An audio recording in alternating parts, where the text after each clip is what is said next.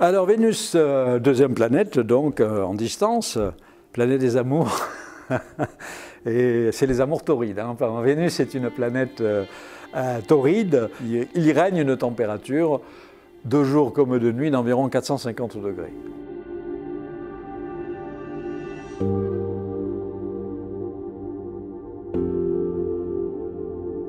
Et ce qui explique cette température uniforme, c'est un effet de serre gigantesque, puisqu'il y a une atmosphère sur Vénus. Vénus a à peu près les mêmes caractéristiques en taille et en masse que la Terre. Voilà. Alors on sait que les atmosphères planétaires ne sont pas permanentes, c'est-à-dire que ce qu'on appelle le vent solaire, c'est-à-dire le rayonnement et le flot de particules émis en permanence par le Soleil, a tendance à souffler les éléments volatiles appartenant aux atmosphères des planètes.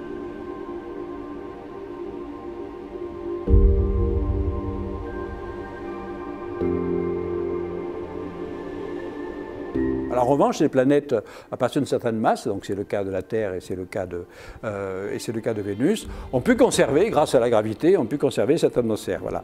Alors sur Vénus, il y a un effet qu'on appelle l'effet de serre, c'est ça la présence donc de gaz particuliers dans l'atmosphère, qui sont les gaz à effet de serre, dioxyde de carbone, méthane essentiellement. Et ces gaz sont extrêmement présents dans l'atmosphère de Vénus.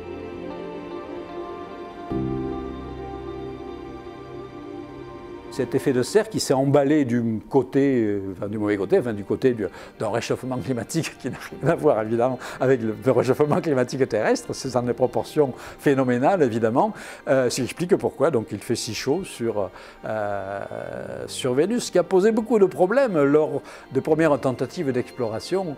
Au début de l'exploration spatiale du système solaire, les Russes et les Américains ont voulu lancer aussi évidemment des sondes sur Vénus parce que c'est la planète la plus proche de la Terre.